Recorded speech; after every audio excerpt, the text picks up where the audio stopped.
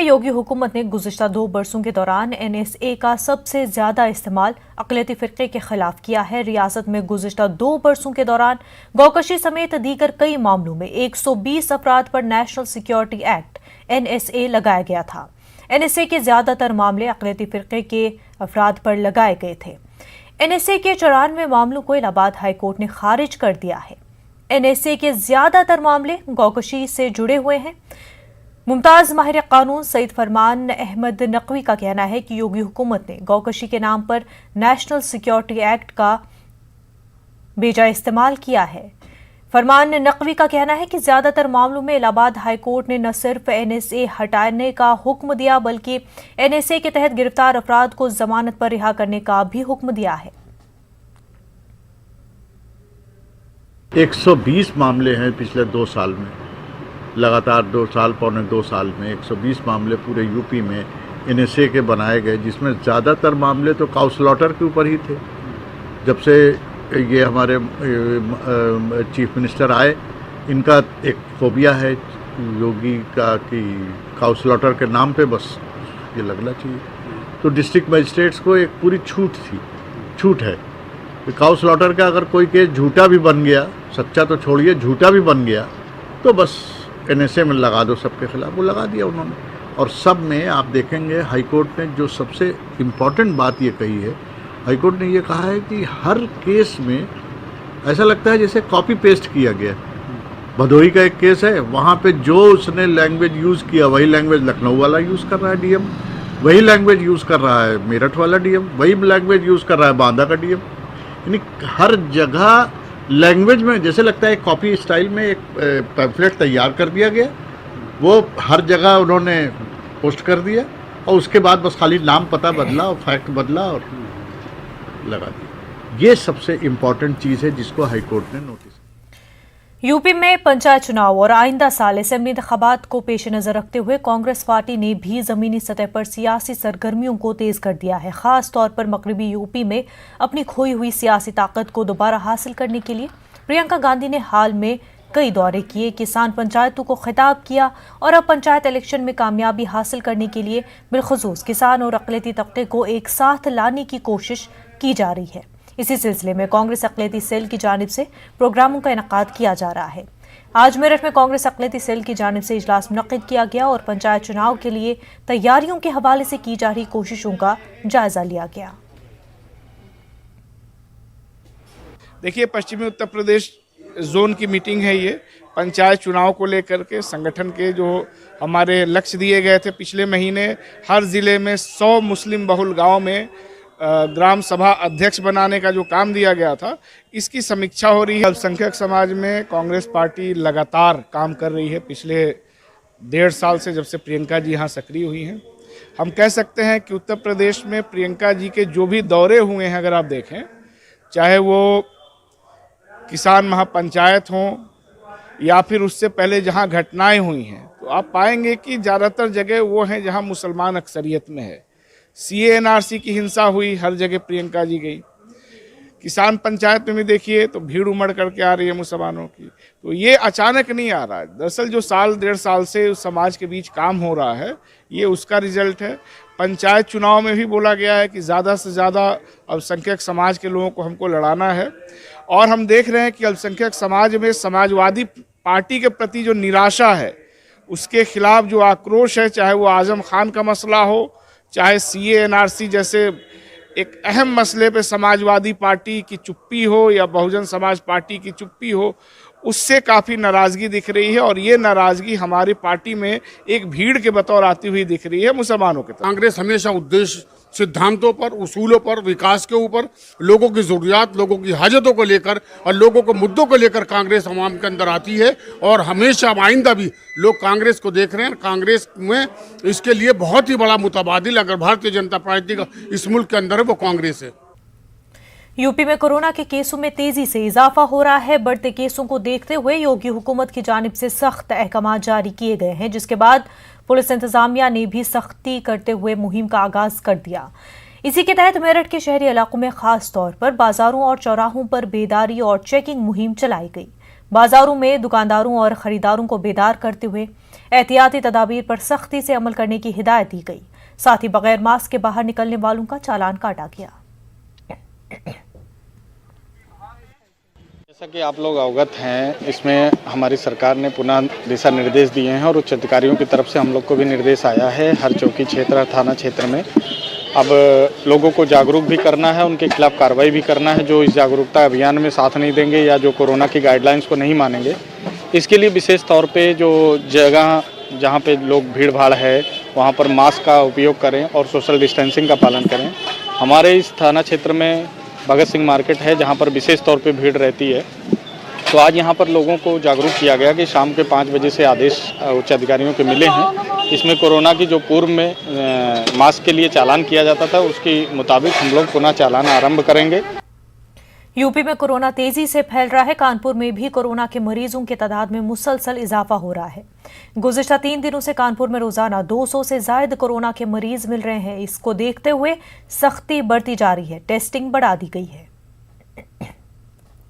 उत्तर प्रदेश में लगातार कोरोना के आंकड़े बढ़ रहे हैं। आंकड़े ऐसे बढ़ रहे हैं कि रिकॉर्ड बना रहे हैं। जिस तरह से संक्रमण बढ़ रहा है उसको देखते हुए सरकार ने कई सख्त आदेश भी दिए हैं। लेकिन कानपुर की बात की जाए तो कानपुर में पिछले 3 दिनों में लगातार 200 का आंकड़ा संक्रमण का पार किया है। एक्टिव केसों की तादाद बढ़ती जा रही है। कानपुर से संदीप सविता, न्यूज़ 18 उर्दू। दिल्ली से मुरादाबाद नेशनल हाईवे 509 अलीगढ़ में बदहाली का शिकार है। आज कांग्रेस कारकुनान ने सीनियर लीडर आगा मोहम्मद यूनुस की क़यादत में भूख हड़ताल करते हुए धरना दिया। ये हाईवे अलीगढ़ मुस्लिम यूनिवर्सिटी के बराबर से गुजर रहा है, जहां आगे बड़ी आबादी का भी इलाका है। ऐसे में कई सालों से इस रोड की बदहाली से आला अफसरान समेत दीगर लोगों से भी वाकिफ कराया जा चुका है, लेकिन कोई सुनवाई नहीं हो रही है। आज कांग्रेस लीडरों ने भूख हड़ताल करते हुए योगी हुकूमत ने गड़ा मुक्त योजना बनाई थी, लेकिन आज हालात कुछ और ही है। आज हमने एक दिन के अनशन पर मजबूर होकर हमें बैठना पड़ा है, क्योंकि ये गूंगी बहरी सरकार जिसने वादा किया था कि हम इसके गड्ढा मुक्त कराएंगे सड़कों को, ये डबल इंजन की सरकार ने कहा था कि हम, लेकिन ये राष्ट्रीय राजमार्ग की हालत है। योगी सरकार ने कहा था कि हम गड्ढा मुक्त कराएंगे और आज ये गड्ढा युक्त सरकार हो रही है। ये गड्ढों में लोगों का जीवन नर्क से बदतर हो चुका है। ये राष्ट्रीय राजमार्ग है जो करीब 1 किलोमीटर दूरी तक क्षतिग्रस्त है और ये रास्ता बिल्कुल इसके ऊपर पठार बन गया है।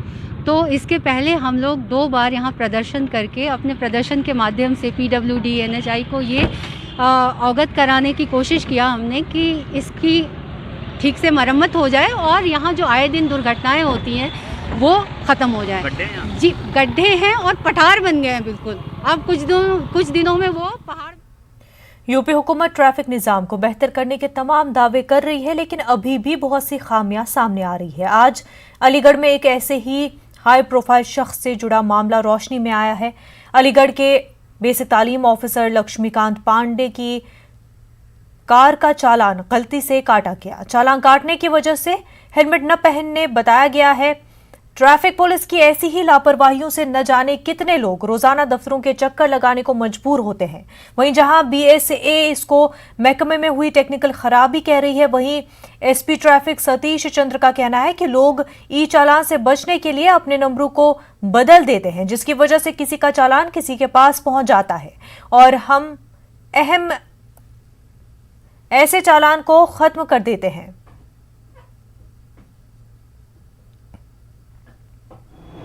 ये मेरे ड्राइवर के द्वारा बताया गया है कि गाड़ी का एक चालान कटा है जिसमें हेलमेट ना होना बताया गया है और ये संभवतः हो सकता है किसी तकनीकी त्रुटि वजह ऐसा हुआ। इसको हम लोग भी दिखवा रहे हैं अपने स्तर से। गाड़ी बोलेरो है और वो अटैच है हमारे यहाँ, उसका चालान हुआ है, तो हम खुद भी इसको दिखवा रहे हैं कि ऐसा त्रुटिवश कैसे क्यों ऐसा हो गया है। हमारे यहाँ अब जो है मैनुअल चालान बंद हो गए हैं यूपी में, अब ई चालान हो रहे हैं। फ़ोटो खींच के हम लोग उसके लोगों के फ़ोटो खींचते हैं, उसके बाद उनका चालान करते हैं। तो ई चालान से बचने के लिए अलीगढ़ में बहुत सारे लोगों ने अपने नंबर प्लेट में तब्दीली कर ली है। उसकी वजह से चालान किसी का होना चाहिए और हो जाता है किसी और का। तो उसी का परिणाम है कि किसी गाड़ी का, कार का चालान हेलमेट में हो गया है। और हमारे पास जितने भी केस आते हैं इस तरीके के गलत चालान के, तो मैं उनसे एप्लीकेशन लेके उनको मैं रद्द कर देता हूँ। मेरठ के एक छोटे से कस्बे मवाना खुर्द से ताल्लुक़ रखने वाले आलमी सतह के खिलाड़ी शहजर रिजवी का इंतखाब टोक्यो ओलंपिक के लिए निशानेबाजी टीम में हुआ है। शहजर रिजवी को दीगर 3 खिलाड़ियों के साथ टीम की रिजर्व कैटेगरी में शामिल किया गया है। 10 मीटर एयर पिस्टल के आलमी सतह के कई मुकाबलों और वर्ल्ड कप में शहजर ने गोल्ड मेडल हासिल किया है। उन्होंने मेक्सिको ISSF निशानेबाजी वर्ल्ड कप मुकाबले में वर्ल्ड रिकॉर्ड के साथ गोल्ड मेडल हासिल किया था। टोक्यो ओलंपिक में 10 मीटर एयर पिस्टल निशानेबाजी मुकाबलों के लिए टीम का हिस्सा बनकर शहजर खुश है।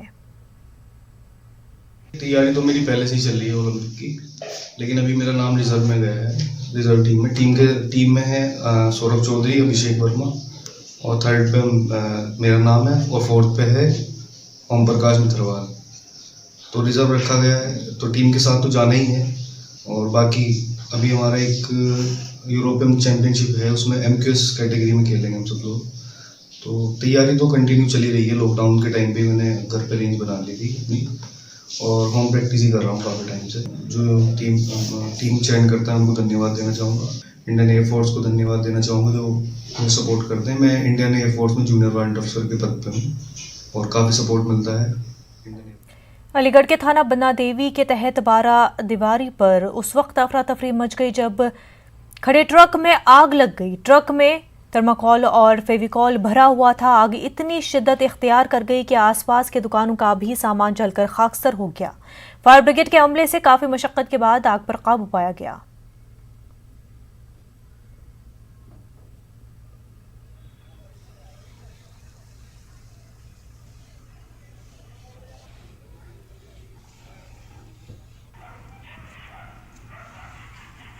मेरे पेंट का और इसमें टाइल्स रखे हुए थे गोदाम था। क्या हुआ इसमें साहब? मुझे सुनने में आया कि कोई थर्माकोल की गाड़ी आई थी जिसमें अग्निकांड हो गया। वो गाड़ी वाला भगा के मेरी दुकान के पास आया। मेरे काफ़ी नुकसान हुआ है। मुझे तो जैसे ही घर से मैंने निकलने हैं लोग बागों ने खबर दी कि आपकी दुकान पे आग लग गई। जब मैं आगे देखा तो मेरी एकदम दिमाग अपसेट हो गया। मैं देख कर बिहार की खबरों का नजर डालते हैं सुर्खियों पर। कोरोना की दूसरी लहर को लेकर बिहार अलर्ट। वज़ीर-ए-आला नीतीश कुमार ने की आला सतह की मीटिंग। टेस्टिंग बढ़ाने के साथ क्वारंटीन सेंटरों पर मुकम्मल तैयारी करने की दी हिदायत। कोरोना की दूसरी लहर को देखकर सेंट्रल रेलवे का बड़ा ऐलान। मुंबई पुणे से बिहार यूपी के लिए चलेंगी स्पेशल ट्रेनें। आरजेडी लीडर तेजस्वी यादव ने मधुबनी के मोहम्मदपुर वाकये के मुतासरीन से की मुलाकात। PM DM और SP को बरतरफ करने का किया मुतालबा। मुतासरा खानदान को 5-5 लाख रुपए के सौंपे चेक।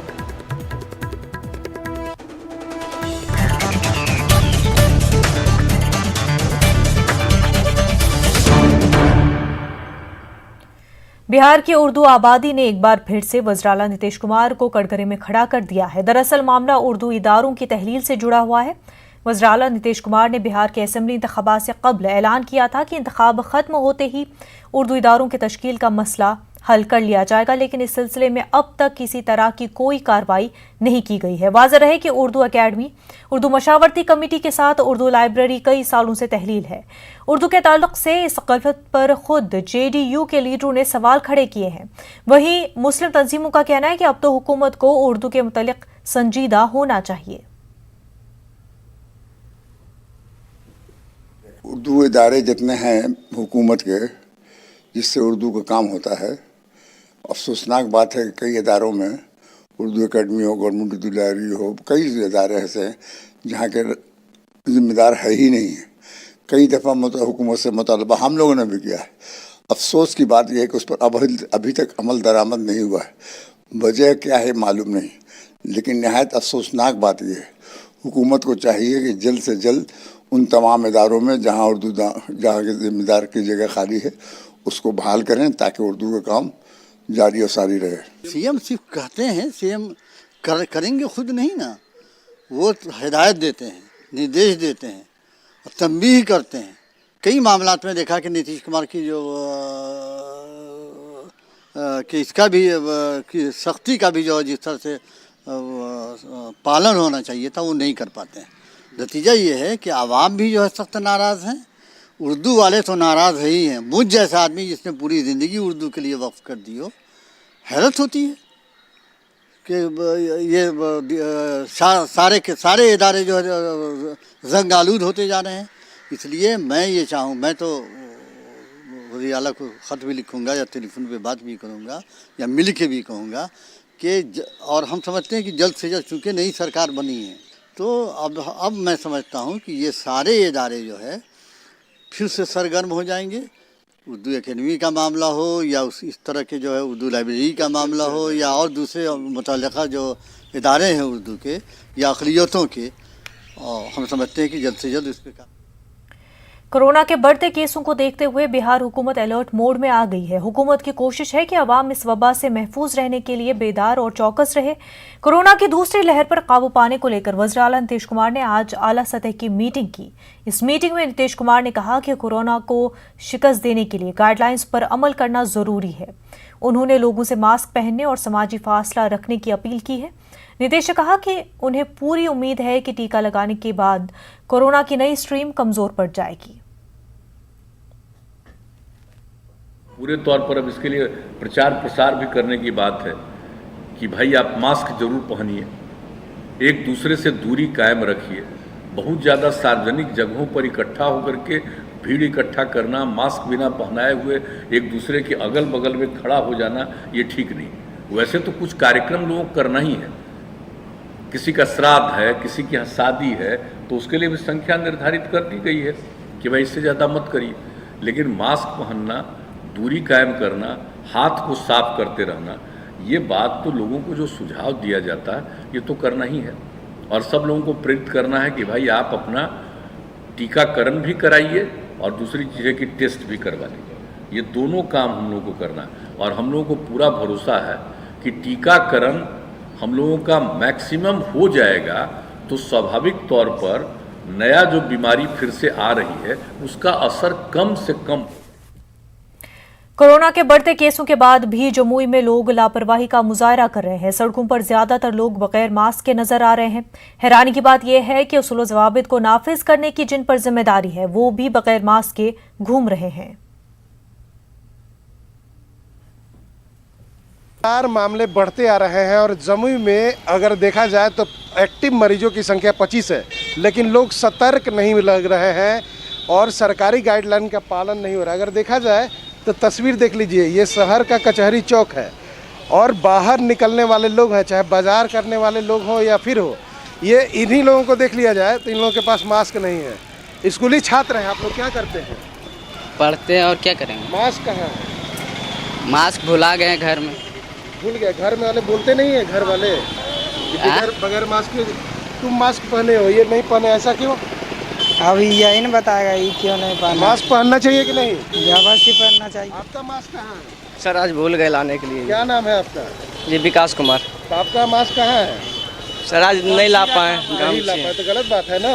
अब देख सकते हैं, अगर ये तस्वीर है सामने, एक भाई साहब है यहाँ पर गाड़ी में आईना में अपना चेहरा देख रहे हैं। अच्छा एक बात है, मास्क कहाँ है आपका? जी है, घर में है। कोरोना है मालूम है ना, बढ़ रहा है। जी बढ़ रहा है जी। तो पहनना चाहिए कि नहीं? जी तो क्यों नहीं पहने आप? अभी सर अभी तुरंत उतार का है। क्या नाम है आपका? अज्जू खान। मोहम्मद अज्जू खान। अज्जू खान जी है। तो ये अगर साहब है तो इनका मास्क देख सकते हैं कि मास्क का हालात क्या है। ऐसे मास्क पहना जाता है? Sorry sir. कपड़े का दुकान लगा है, सजा हुआ है, भाई साहब है तौलिया में, और दूसरे तरफ अगर देखा जाए तो वो भी मास्क नहीं पहने। अब देखकर मास्क रुमाल पहनने की कोशिश कर रहे हैं। अच्छा ये दुकान कौन चला रहा है भाई? हैं? आप ही चला रहे हो? तो दुकान हो, तुम भी मास्क नहीं पहनते हो। अब देखा जाए तो हेलमेट लगाए हुए हैं भाई साहब, लेकिन इनका भी देखिए तो मास्क नीचे गिर गया है। अच्छा कोरोना बढ़ गया मालूम है ना? जी हाँ मालूम है। तो क्यों नहीं मास्क पहने आप? नहीं मास्क पहनते हैं, थोड़ा सा हेलमेट लगाए नीचे हो गया है। गलत बात है ना? जी हाँ गलत है। अब देखा जाए तो दूसरी तरफ कुछ पुलिसकर्मी जा रहे हैं, देख सकते हैं, और वे लोग भी मास्क नहीं लगाए हैं। कहने का मतलब है कि जो जनता जो रोड पर निकली है वो तो लापरवाह है ही, और जो पुलिसकर्मी जिन पर प्रशासन के लोग जिन पर जिम्मेदारी है कि मास्क का पालन करा जाए, जो सरकारी निर्देश है उसका भी पालन हो।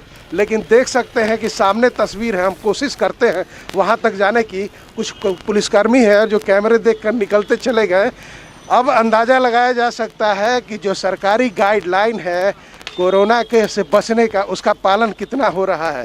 ऐसे में कहा जा सकता है, हालांकि लोग कुछ मास्क पहनकर सड़क पर हैं, लेकिन निर्देश है कि सबको अगर बाहर निकलना है तो मास्क के साथ निकलना है, क्योंकि कोरोना से बचना है। केसी कुंदन, न्यूज़ 18 जमुई।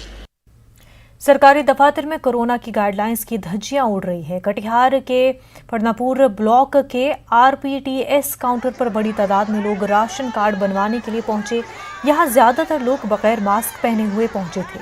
समाजी फासले का किसी ने ख्याल नहीं रखा। सरकारी दफातर में भीड़ को कंट्रोल करने का कोई इंतजाम नहीं था।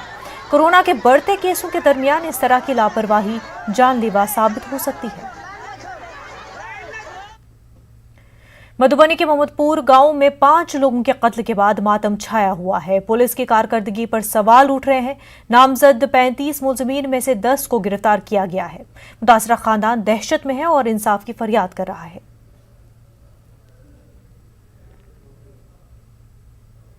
आरजेडी लीडर तेजस्वी यादव ने मधुबनी के मोहम्मदपुर गांव पहुंचकर मुतासरा खानदान से मुलाकात की। तेजस्वी यादव ने इस वाकये की मजम्मत करते हुए कसूरवारों के खिलाफ सख्त तरीन कार्रवाई का मुतालबा किया है। तेजस्वी यादव ने मधुबनी के एसपी और डीएसपी को फौरी हटाने का मुतालबा किया। ये जो व्यक्ति है ये प्रवीण है, जिसने हत्या की और जो संगठन रावण के नाम से चलाता है। और इनके गुरु कहलाए जाने वाले जो लोग हैं वो विनोद, जो यहाँ के स्थानीय विधायक है, वो है विनोद नारायण झा। अब आप देखिए, यही व्यक्ति जो पुलिस अधिकारी हैं, उन डीएसपी जो है उसके साथ फोटो है, ये डीएसपी हैं और ये प्रवीण झा। तो अब कैसे आप कह सकते हैं कि निष्पक्ष जांच जो है वो होगा? इसमें एसडीओ वगैरह सब हैं और लगातार इनके प्रशासन के लोगों से मिलीभगत लगातार रहती है। जो रंगदारी वगैरह संगठन से ये लोग कमाते हैं, उसमें कुछ पैसा जो है अधिकारियों को भी चंदा ये लोग देने का काम करते हैं। ये करप्शन, घूसखोरी नीतीश जी के राज में मामूली बात है। न्याय कहते हैं कि न्याय के साथ विकास होगा, कहाँ है न्याय नीतीश जी? बुलेटिन में फिलहाल इतना ही। हमें दीजिए इजाजत। आदाब।